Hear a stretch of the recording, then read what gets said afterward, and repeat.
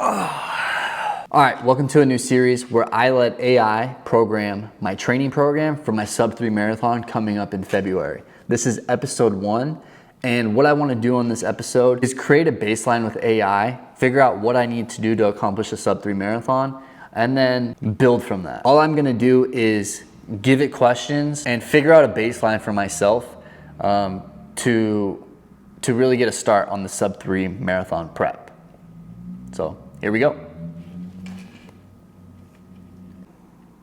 Can you help me train for a sub-3 marathon coming up February 4th, 2024? Absolutely. Training for a sub-3 hour marathon is a challenging but exciting goal.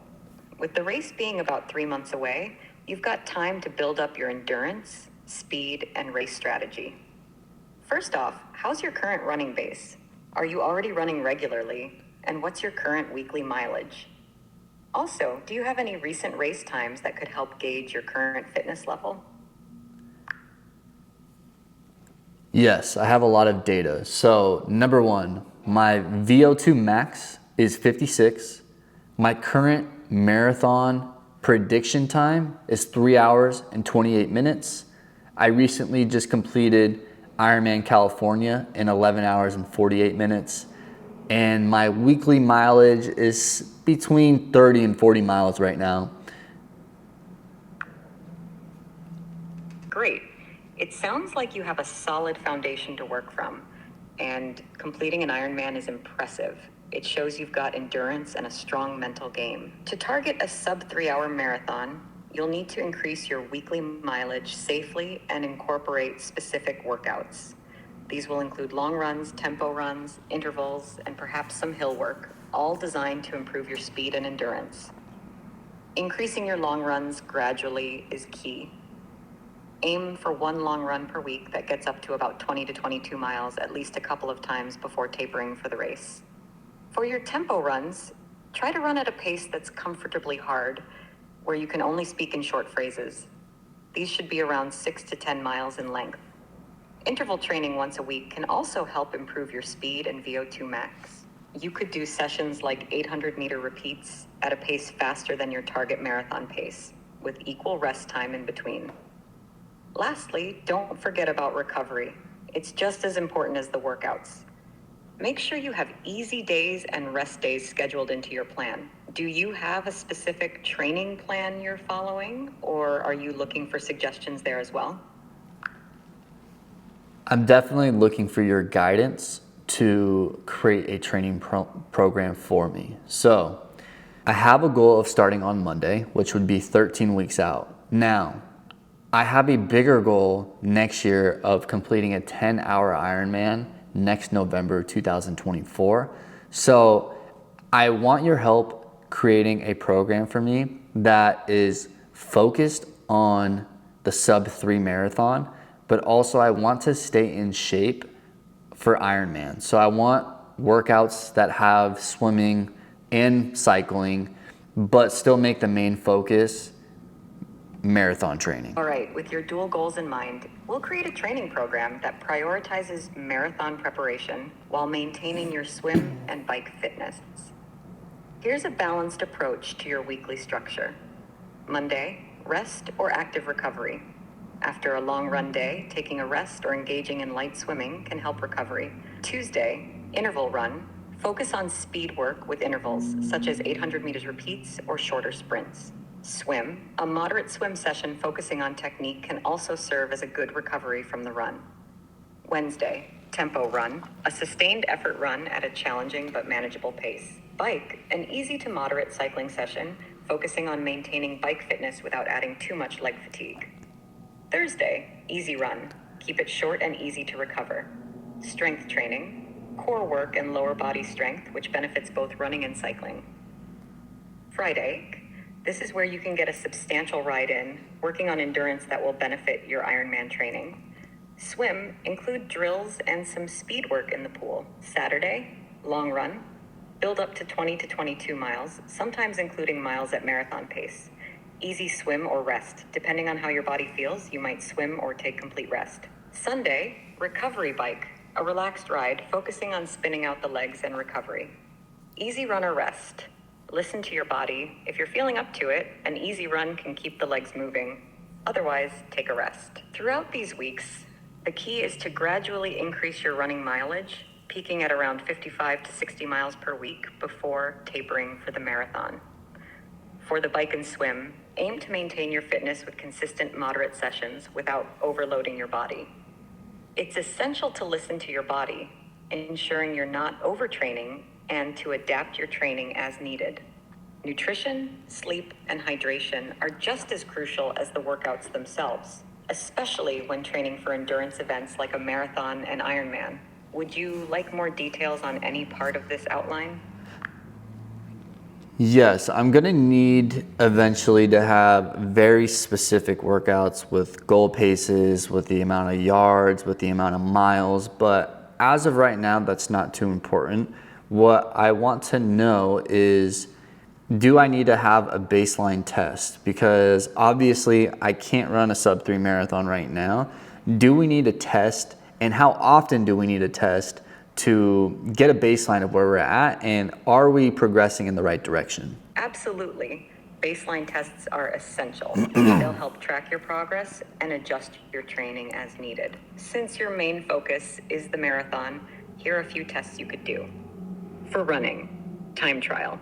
A 5K or 10K time trial can provide a good indication of your current fitness and help set appropriate training paces. Magic Mile, a concept by Jeff Galloway, where you run a timed mile after a good warm-up. It can predict your marathon time and set training paces.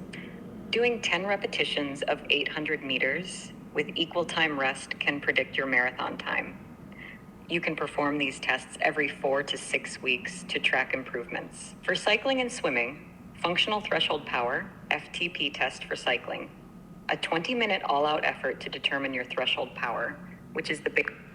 All I care about right now is marathon training. I don't need to have a baseline for swimming or cycling. I have a kind of If just... you're deciding which baseline test to start with for your running, I'd recommend beginning with a 5K or 10K time trial. It's a great way to gauge your current pace and will give us a solid data point to work from. This kind of test is short enough not to require a lengthy recovery, but long enough. What about a half marathon test? I've heard good things about this.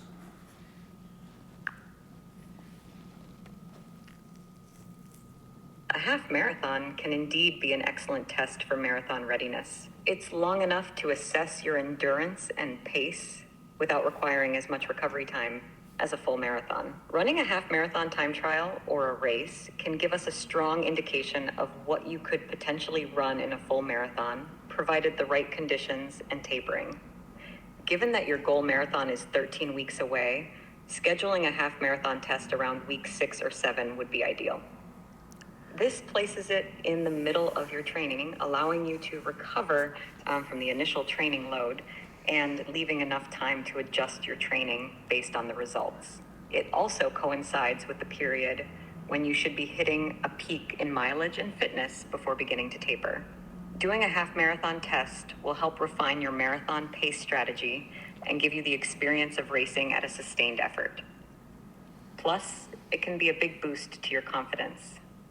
Does this sound like a plan you'd want to pursue? And do you have a half marathon race nearby that you could use for this purpose? Or would you prefer to do a self-time trial? I would definitely do a self-time trial, but what I'm wondering is it going to be beneficial to do a time trial week 1 to get a baseline of where we're at? Because I don't have a real prediction of where I'm at right now. We just have guesstimates. Starting with a timed half marathon trial in week 1 can certainly be beneficial. It will provide a clear starting point for your training and help set accurate paces for your workouts. Running a half marathon trial right at the beginning will show where your endurance stands and what specific areas need the most work. Doing this trial early will also allow you to recover and then focus on building your mileage and speed over the subsequent weeks. Make sure to treat the trial like a real race. Taper slightly a few days before, plan your nutrition, and get enough rest. Then, Around the midpoint of your training, you can do another half marathon trial to measure progress and make any necessary adjustments to your training plan. It's a good strategy to ensure you're on track for your sub 3 hour goal. Would you like to go ahead and plan for this half marathon trial early next week? I want to start the training program on Monday. So today is Thursday. I'm either thinking doing it Friday or doing it Saturday, and then have Sunday as an off day, and then really start the program on Monday. Does that sound good to you? And also another question, what do you feel like is the most accurate prediction of a baseline test? Do you feel like it is the half marathon, or do you feel like it's a 5K test? Do you feel like it's a 10K test? Do you feel like it's an 800-meter repeat test? Like, what do you think is the closest prediction of what your marathon time is? Running your half marathon baseline test either Friday or Saturday, followed by a rest day on Sunday before starting your program on Monday, sounds like a good plan. It gives you a day to recover before diving into the training. Regarding the most accurate predictor for marathon time, each test serves a different purpose. Here's a quick breakdown. 800 meters. Repeats? They're more about speed and less about endurance, but Yasso 800s can provide a rough estimate for your marathon time. 5K test. Great for gauging your speed and VO2 max, but not as strong for predicting marathon performance due to the short distance. 10K test. Better than a 5K for prediction, as it includes more endurance, but still on the shorter side. Half marathon. This is likely the best predictor for your marathon time. It tests your endurance at a sustained effort that's more similar to marathon pacing. The half marathon test aligns closest with the demands of a full marathon, so it's often seen as the best indicator. However, remember to adjust expectations for the full marathon, which will require a slower pace due to its length. Would you like to schedule your half marathon test for this Saturday? That way you can have a rest day before starting fresh on Monday. I feel pretty fresh right now, so I may do it either tomorrow, or if I feel like I need another rest day, then I'll go for Saturday morning. Sounds like a solid approach. If you're feeling up for it, doing the half marathon test tomorrow could be great since you're fresh. But it's wise to give yourself the option of Saturday morning if you decide another rest day is in order. Trusting your body's readiness is key to a good performance. After the test, Sunday will be the perfect day to rest and reset before your training program kicks off on Monday. It's all about starting off on the right foot, rested and with a clear baseline. Good luck with your time trial. Enjoy the run and use it as an opportunity to set the tone for your training. Would you like any tips on pacing or strategy for the trial? Yeah, if you can give me some tips on the half marathon trial. Am I gonna be just going as hard as I can? Do I pace myself? Do I start slow and finish strong? Like, what do you suggest to get the strongest time? For your half marathon trial, pacing is key. You want to finish knowing you've run the best you could without running out too early. Here are some pacing tips. Start conservatively. Begin at a pace you feel confident you can maintain. It should feel controlled and relatively comfortable for the first few miles. Settle into your rhythm. By around mile 3 or 4, you should find a steady rhythm that feels like a sustainable effort. Not easy, but not all out. Assess and adjust. Halfway through, assess how you feel. If you're feeling strong, you can start to gradually increase your pace. Finish strong. In the last few miles, if you have the energy, begin to push harder. The last mile or so, give it what you've got left without sprinting too early and risking exhaustion before the finish. Remember to warm up properly with some light jogging and dynamic stretches, and hydrate well the day before and the morning of your run. It's also important to consider your nutrition. Have a good meal with complex carbs the night before and a light breakfast a couple of hours before your run. Pacing strategy can also depend on the course. If there are hills, save some energy for those inclines. And of course, listen to your body throughout. If something doesn't feel right, it's better to back off than to push through and risk injury. Does that help give you a game plan for your time trial? Yeah, that's perfect. Thank you. You're welcome. It sounds like you're all set for a strong run. Enjoy the challenge And may it be a great start to your training journey towards the sub 3 hour marathon. Run well and take care. All right, so that's kind of the first goal, is time trial. So AI recommends that I do, I kind of assisted it, but from what I've seen is you got to get a baseline, right? So we have to start with a baseline, and a 5K and a 10K, in my opinion, are not a really good judge of where you're at currently. A VO2 max is a good test, but I'm just going off VO2 max off my watch, and it's not always the most accurate. So the next best option would be actually going into a facility and getting a VO2 max done, and then from there you can kind of see where your baselines are at and kind of get a good judge of like what needs to improve. But for the meantime, a half marathon time trial is going to be a good baseline for us to see where we're at. I've done a couple speed tests this week, and it's crazy. Like my zone 2 aerobic base is strong, but it seems like my fast twitch muscle fibers are just like non-existent anymore. So it'll be interesting to see where we're at and what improvements do we have to make. So that's the plan. I'm still on the fence of doing it tomorrow. If not, I'll do it Saturday, and kind of just start from there. So yeah, we got a lot of work to do from now until February 4th to get to a sub 3. So like I said, watch prediction says with the baseline I'm at right now, I should be able to hit a 3 hour and 28 minute marathon. I've seen people say that the watch is a little bit slow, and you can definitely run faster than the predictions that your watch is giving you. So I would say, anywhere between a 320 and a 330, I think is fair, just based off of all the Ironman training that I've done this year. So that's the goal. We're gonna do a time trial, and then we're gonna allow AI to create my training program. So my goals this year are pretty complex. So it's interesting because I have to get faster, right, to hit a sub 3 marathon. But then if I'm gonna hit a 10-hour Ironman in November, I have to get stronger on the bike. I have to get faster on the swim.